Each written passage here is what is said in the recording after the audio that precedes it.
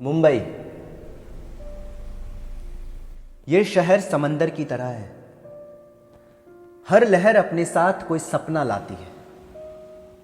कुछ किनारे तक पहुंचते हैं, बाकी लहरों में खो जाते हैं। यहां सुबह की भीड़ में सिर्फ शरीर भागते हैं और रात की खामोशी में सपनों की चीखें सुनाई देती हैं। गली के नुक्कड़ों पर चाय के भाप में उबलते इरादे, लोकल ट्रेन के दरवाजे पे लटकते अधूरे किस्से, भीड़ में खोते चेहरे और भीड़ में ही मिलने वाली उम्मीदें। किसी के लिए ये शहर एक मंच है जहां हर चेहरा कोई किरदार निभाता है, कभी सच, कभी झूठ, और उन्हीं किरदारों के बीच एक चेहरा है जो कैमरे के सामने सच ढूंढ रहा है।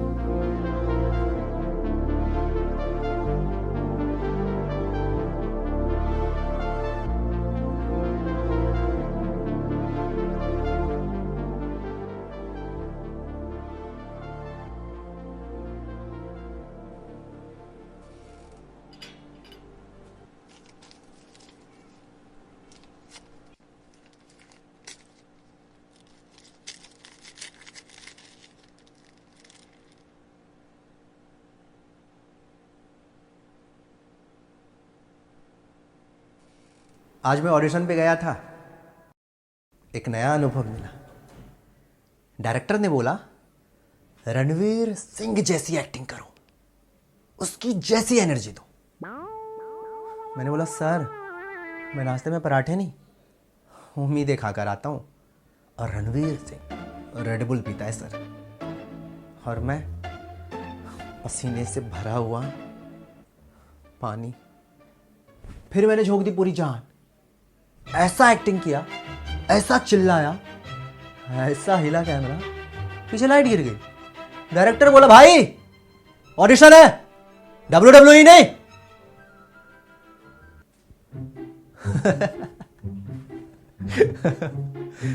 फिर पता है मैंने क्या बोला? जरा तमीज से बात कीजिए सर। क्या प्रूफ करना चाहते हैं आप?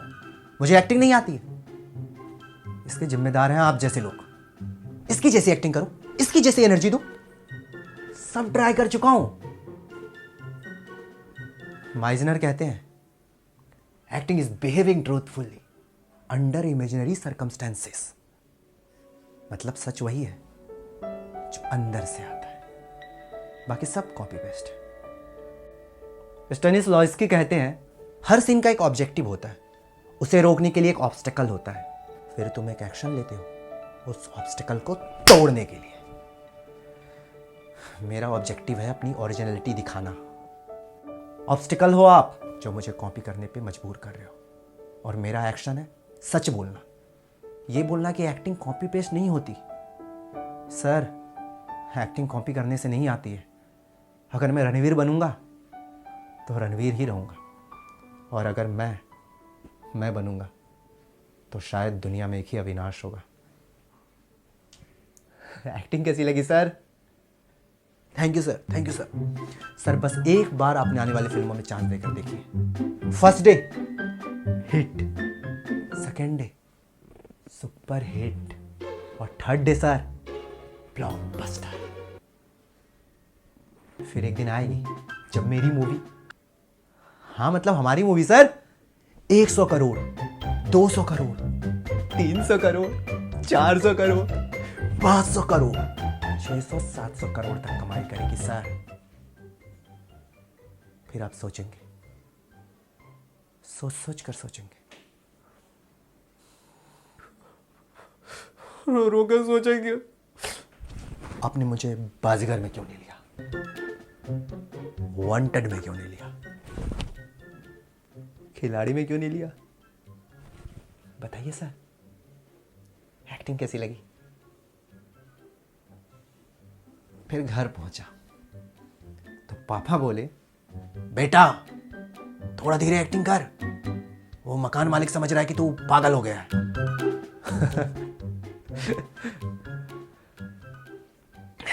अब हालत यह है कि फ्रिज खाली है, लेकिन दिल में डायलॉग्स, रील्स, रिजेक्शंस की भरमार है। लोग पूछते हैं, भाई आजकल क्या चल रहा है? तो मैं कहता हूं, ऑडिशन, रिजेक्शन, डिप्रेशन। लेकिन थैंकफुली एक्टिंग में अभी भी एक्सप्रेशंस चल रहे हैं। कभी कभी लगता है ये जो कॉमेडी है ना, ये बस लोगों को हंसाने के लिए, खुद के लिए बस खामोशी। चलो फिर कोशिश करेंगे, शायद अगला डायरेक्टर बोले खुद की एक्टिंग करो, किसी की कॉपी मत करो।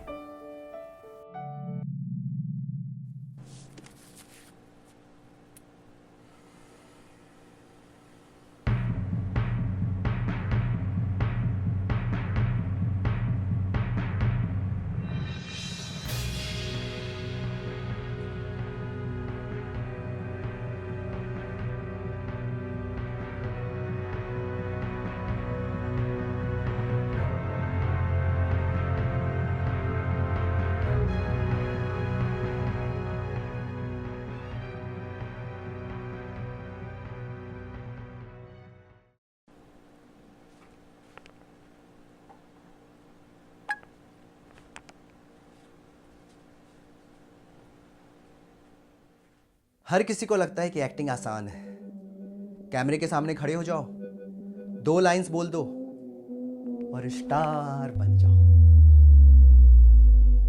पर साला कोई ये नहीं देखता 6 घंटे लाइन में खड़े रहना, बिना खाए ऑडिशन देना, बस एक चांस का इंतजार करना, बस में पैर पे पैर रखकर सफर करना, और इस बात से किसी को कोई फर्क नहीं पड़ता कि तुम क्या लेकर बैठे हो, सपने या थकान, और घर पहुंच के इस बात का डर कल काम मिलेगा या नहीं। हर दिन खुद से लड़ता हूं, क्योंकि ये शहर सिर्फ सपने नहीं दिखाता, रोज कसौटियों पे परखता है। लोग पूछते गुस्सा क्यों आता है? आता है गुस्सा क्योंकि मेरे पास आंसू बहाने तक का भी टाइम नहीं है। और सबसे ज्यादा गुस्सा तब आता है जब लोग पूछते हैं क्या करते हो? एक्टिंग। अच्छा ये तो मैं भी कर सकता हूं, तो करना, कैमरे के सामने खड़े हो जा। लेकिन इससे पहले खुद के अंदर झांकना सीख, क्योंकि यहां पे एक्टिंग से पहले रोज रोज खुद को काट के लोगों के सामने परोसना पड़ता है। जब सब लोग थक हार कर सो जाते हैं, तब मैं अपने कैमरे के सामने खड़ा होता हूं, खुद को साबित करने के लिए, एक ऐसी दुनिया के सामने जो मुझे पहचानती तक नहीं।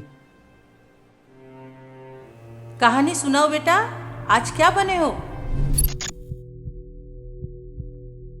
मैं एक दिन बड़ा हीरो बनूंगा, ऐसे डायलॉग्स बोलूंगा सब देखते रह जाएंगे।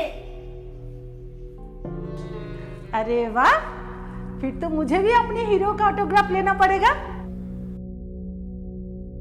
पहले खाना खा ले। अच्छा एक बात बता, इतना बड़ा बड़ा डायलॉग्स तू कहाँ से सीखता है? बेटा जब कोई नहीं देख रहा हो तब भी सच के साथ रहना, क्योंकि हर वक्त कोई ना कोई देख रहा होता है।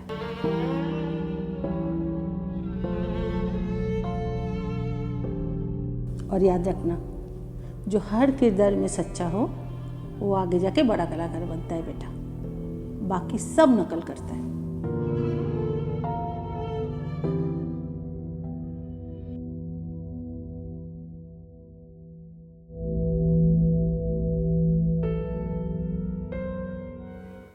माँ कहा करती थी, जब कोई नहीं देख रहा हो तब भी सच के साथ रहना, क्योंकि हर वक्त कोई ना कोई देख रहा होता है। शायद वो तुम ही हो जो चुपचाप देख रहे हो, बिना जज के।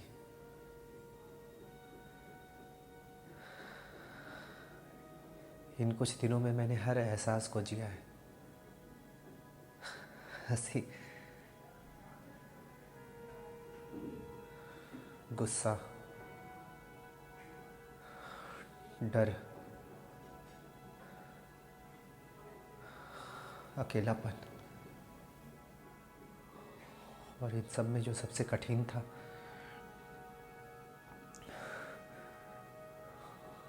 वो था खुद के अंदर झांकना,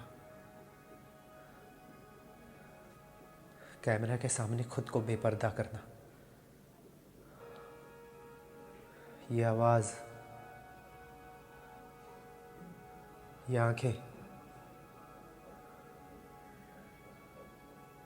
सब कुछ रील नहीं है, मेरी हकीकत है। अगर मैं गिरा कोई संभालने वाला नहीं, अगर मैं रोया कोई आंसू पोंछने वाला नहीं।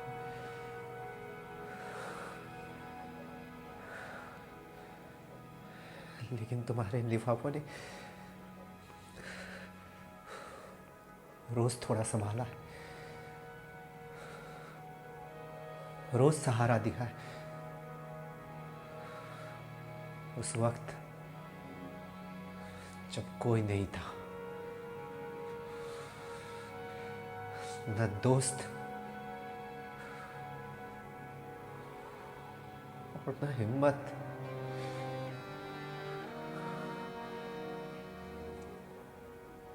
शायद तुम समझ नहीं पाओगे,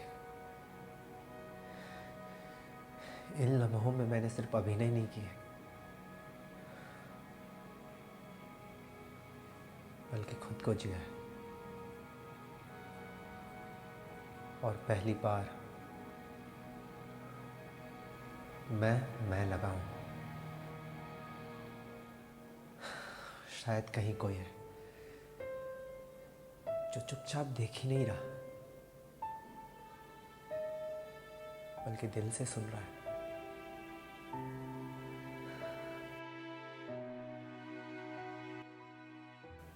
शायद वो तुम हो।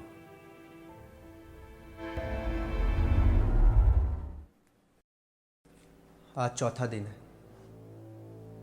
फिर यही लिफाफा, फिर यही कैमरा, वही मैं। थक गया हूं मैं, इन लिफाफों से नहीं, खुद से।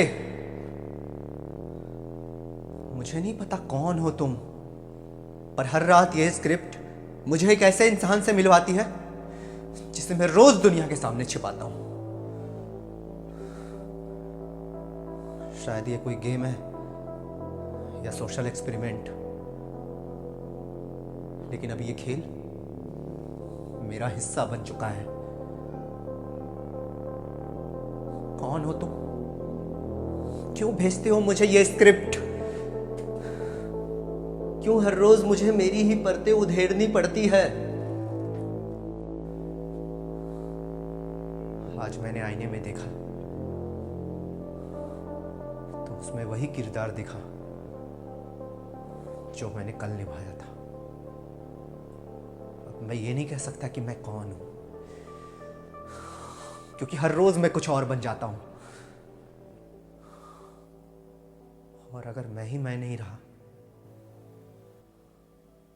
तो यह कैमरा किसे रिकॉर्ड कर रहा है?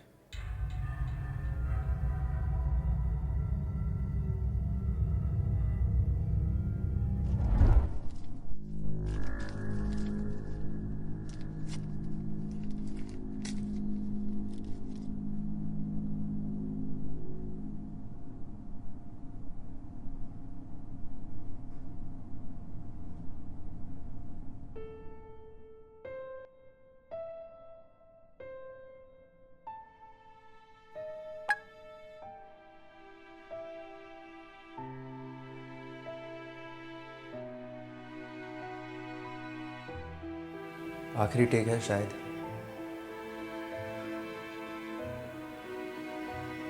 ये 4 दिन जैसे मैं किसी और की कहानी जी रहा था।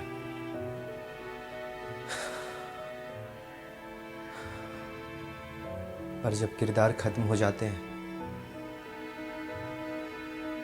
तब असली सवाल उठता है,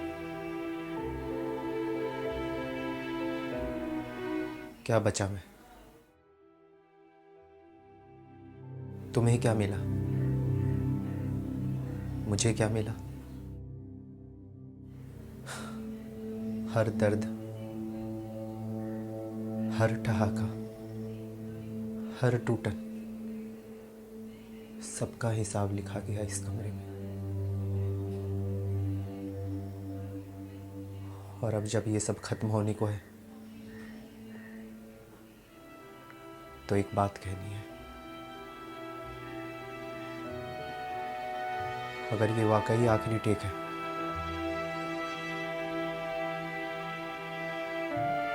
तो मैं इसे बतौर कलाकार नहीं, एक इंसान की तरह भेज रहा हूं, बिना मास्क के, बिना अभिनय के। कभी कभी हम ऐसे किरदार निभा जाते हैं जो असल जिंदगी से भी ज़्यादा सच्चा होता है।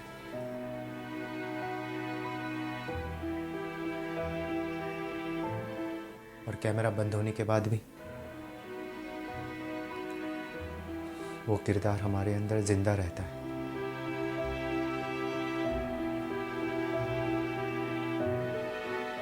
शायद अब मैं वही बन चुका हूँ।